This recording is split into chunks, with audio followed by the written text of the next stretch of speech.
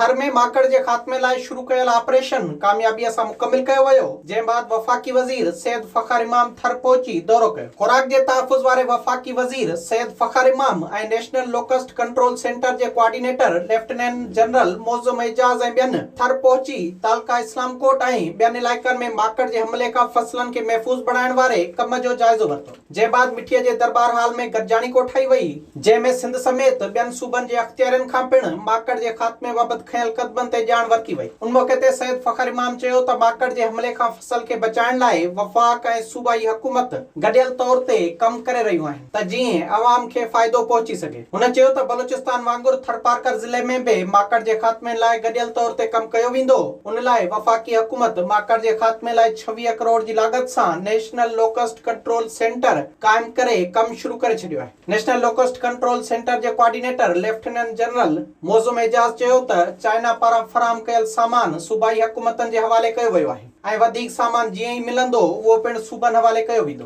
Director general agriculture extension Sindh Hidayatullah Chhajro चयो त ज़िले सतह ते डिप्टी कमिश्नर ऐं तालके सतह ते असिस्टेंट कमिश्नरनि जी सरबराही में माकड़ जे ख़ात्मे लाइ कमेटियूं जोड़ियूं वयूं आहिनि। उन मौक़े ते डिप्टी कमिश्नर थरपारकर मोहम्मद नवाज़ सोहू ऐं ज़राअत वारो सेक्रेटरी अब्दुर रहीम सुमरो पिणु मौजूद हुआ। विजिट कयो अवामी आवाज़ मीडिया ग्रुप जी वेबसाइट awamiawaz.pk।